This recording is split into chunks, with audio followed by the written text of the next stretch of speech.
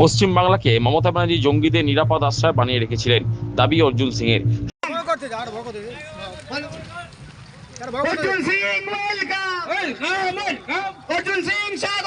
সম্প্রতি রাজ্যের বিভিন্ন প্রান্ত থেকে জঙ্গি সন্দেহে কয়েকজনকে গ্রেপ্তার করা হয়েছে।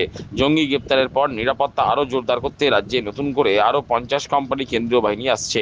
সূত্র বলছে, পুজোর মরশুমে পুলিশকে সঙ্গে নিয়ে কেন্দ্রীয় বাহিনী নজরদারি চালাবে। রবিবার পানপুর বালকবৃন্দের কালী পুজোর খুঁটি পুজোর উদ্বোধনী অনুষ্ঠানে হাজির হয়ে রাজ্যের পরিবহন ও শ্রম দপ্তরের মন্ত্রী অর্জুন সিং বলেন, পশ্চিমবাংলাকে মমতা ব্যানার্জি জঙ্গিদের নিরাপদ আশ্রয় বানিয়ে রেখেছিলেন। খালাজি জঙ্গিরা এখানে ঘাঁটি গেড়েছিল। ধীরে ধীরে বাংলার বিভিন্ন প্রান্ত থেকে জঙ্গিরা ধরা পড়ছে। মন্ত্রী জানান, দেশ তথা রাজ্যের সুরক্ষার স্বার্থে কেন্দ্রীয় বাহিনী মোতায়েন করা হবে। মুখ্যমন্ত্রীর ওপর হামলার পরিকল্পনা করা হয়েছিল।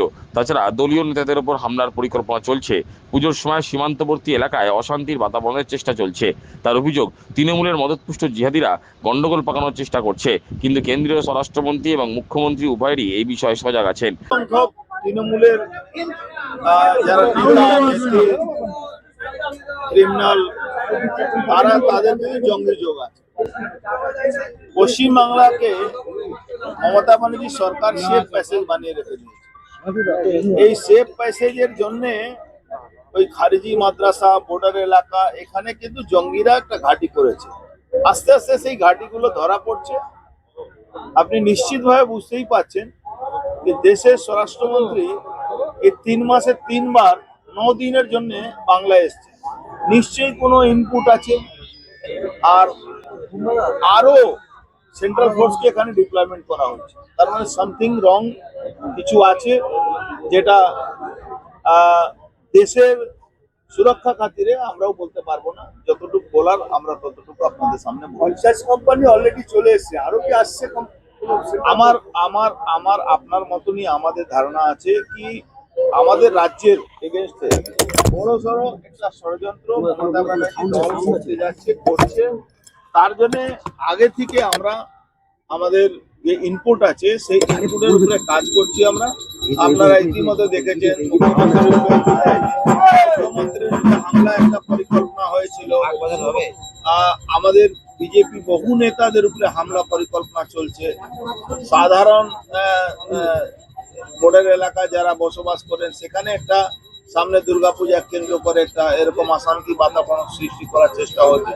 এই খারিজি মাদ্রাসা তার সঙ্গে আশেপাশে যারা সাঙ্গপাঙ্গ আছে, তৃণমূলের মদতপুষ্ট যারা জিহাদি সংগঠনগুলো আছে, তারা কিন্তু চেষ্টা করছে। আমরাও সজাগ আছি, আমাদের স্বরাষ্ট্র দপ্তরও সজাগ আছে। মাননীয় মুখ্যমন্ত্রী, মাননীয় স্বরাষ্ট্রমন্ত্রী যিনি পশ্চিমবাংলাকে দায়িত্ব আছেন, আবার দিল্লি যিনি দায়িত্ব আছেন, সারা দেশের দায়িত্ব আছেন, তিনিও এটা নিয়ে খুব স্পষ্ট বার্তা দিয়ে দিয়েছেন। যাদবপুর ইস্যুতে মন্ত্রীর হুঁশিয়ারি, দিমাগি নকশালদের যাদবপুর থেকে উৎখাত করতে হবে। এরা আতঙ্কবাদীদের থেকেও ভয়ানক। মন্ত্রীর কথায়, দিমাগি নকশালরা যুব সমাজের মগজ ধোলাই করে দেশের বিরুদ্ধে কার্যকলাপে তাদেরকে লিপ্ত করে। এদেরকে সমাজ থেকে বিচ্ছিন্ন করতে হবে।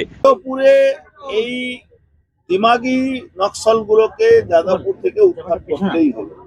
নাহলে এই বাংলা, পশ্চিম বাংলাকে এরা আমি মনে করি টেরোরিস্টদের থেকে বেশি খতরনাক। টেরোরিস্টদেরকে আমরা তো চিহ্নিত করতে পারি, তারা বিদেশি শক্তির হাতে, বিদেশি আছে যারা এখানে এসে গা ঢাকা দিয়ে থাকে। কিন্তু এই দিমাগি যারা নকশাল, তারা আমাদের দেশে, আমাদেরই আপনার পরিবারের ছেলেদেরকে ব্রেন ওয়াশ করে আমাদের এই দেশের বিরুদ্ধেই তারা তাদেরকে কাজে লাগায়। এই জন্য আমাদের 1 পয়েন্ট এজেন্ডা দিমাগি নকশাল যারা আছে তাদের উপরে টার্গেট করে তাদেরকে সমাজ থেকে বিচ্ছিন্ন করা। মন্ত্রীর সাফ বক্তব্য, পাকিস্তান এবং মাওবাদীদের যদি ঠান্ডা করা যায়, তাহলে দিমাগি নকশালদের অনায়াসে ঠান্ডা করা যাবে। নিশ্চিতভাবে সম্ভব হবে। আমরা পাকিস্তানকে 3 দিন মধ্যে বুঝাতে পারি আমরা যে টেরোরিস্ট অর্গানাইজেশন যারা বাংলাদেশে, পশ্চিমবাংলা ঢুকে বসেছিল তাদেরকে ধরতে পারি। আমরা হাতিয়ার নিয়ে যে মাওবাদীরা লড়াই করছিল দেশের সংবিধানের বিরুদ্ধে, তাদেরকে আমরা শেষ করতে পারি। তো এই দিমাগি মানসিকতা নকশাল মাওবাদীদেরকে শেষ করতে কত সময় লাগে? প্রসঙ্গত, রাজ্যের পরিবহন ও শ্রম মন্ত্রী অর্জুন সিং সামনাগর শনিবার সংখ্যালঘু অধ্যুষিত আমডাঙ্গা পরিদর্শনে গিয়েছিলেন। এ প্রসঙ্গে মন্ত্রী জানান, আমডাঙ্গা বিধানসভা কেন্দ্রের বেশ কিছু পঞ্চায়েত ঠিকমতো কাজ হচ্ছে না। তাছাড়া 1200 লোক এখনো জাতীয় সড়কের জমি দখল করে রেখেছে। রাস্তা তৈরির জন্য দখলদারদের জায়গা খালি করতে বলা হয়েছে। ফিকুল কেন, মফিজুল কেন, শফিকুল কেন, ওটা ব্যাপার নাই। ওখানে কিছু কিছু পঞ্চায়েত সমিতিতে কাজ, পঞ্চায়েত সমিতি বা পঞ্চায়েতে কাজ হচ্ছিল না। আর সব থেকে বড় সমস্যা, ওখানে প্রায় 1200 লোক এখনো জায়গা ছাড়িনি, এনএচ এর জায়গাগুলো। তার জন্য আমরা স্পষ্ট বার্তা দিতে গেছিলাম, এই জায়গাগুলো ছাড়ুন। পয়সা আপনারা নিয়েছেন, বহু লোক পয়সা নিয়েও জায়গা ছাড়ে, তা আপনারা ইমিডিয়েট এটা ছাড়ুন। কেন, দেশের স্বার্থে, রাজ্যের স্বার্থে এই রাস্তাটা আমাদের তৈরি করতেই হবে, এই হলো মূল উদ্দেশ্য। প্রসঙ্গত অন্নপূর্ণা যোজনা প্রকল্পের টাকা না পেয়ে বেশ কিছু পুরসভায় মহিলারা বিক্ষোভ দেখান। এ প্রসঙ্গে মন্ত্রী বলেন, 1.5 কোটি মহিলা অন্নপূর্ণা যোজনা টাকা পেয়েছেন। 25 লক্ষ পুরুষের নাম মুক্ত যোজনা থেকে বাদ দেওয়া হয়েছে। মন্ত্রীর দাবি, তৃণমূলের কিছু লোকজন বিজেপির বদনাম করতে এসব করছেন। 1.5 কোটি মানুষ, 1.5 কোটি মানুষ পেয়ে গেছে। 200, 300, 50, 40 তাদেরকে উস্কানি দিয়ে পাঠানো হচ্ছে। আমি কালকে, আমাকেও 15-20টা মহিলা ধরেছিল। তা আমি জিজ্ঞেস করলাম 5 জন থেকে, যে আপনার কটা ঘর আছে, আপনার কটা ঘর আছে। কেউ বলছে 3টে, কেউ বলছে বাড়ি বিল্ডিং আছে। তা তারা কি করে পাবে?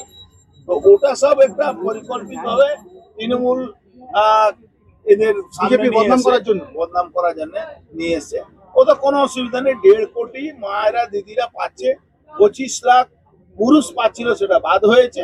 আর যার যার দরকার, আমাদের মাননীয় মুখ্যমন্ত্রী তো বলেছেন, পোর্টালে চলে যান, আপনার কমপ্লেনটা লজ করুন। আপনার প্রসঙ্গত পানপুর বালকবৃন্দের কালী পুজো এবারে 41তম বর্ষে পদার্পণ করেছে।